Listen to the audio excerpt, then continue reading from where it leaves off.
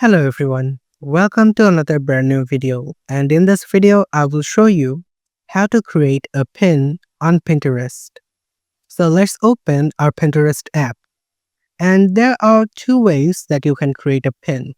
You can either select any of the content that is already on Pinterest and save it by clicking and holding it and then dragging your finger to the save button and then saving it on any of your boards.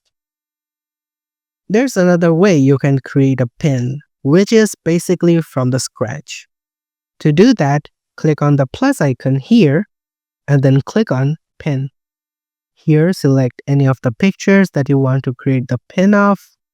You can add a title, let's say, and here you can either pick a board that you created to save it there also, and also you can tag the topic of what kind of pin that you've created. I can just select the docs and then click on create pin.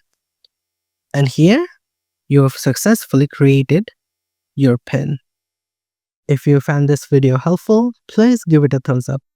If you have any questions, comment below and we'll be more than happy to answer it for you. And if you want to see us more on your For You page, subscribe to our channel.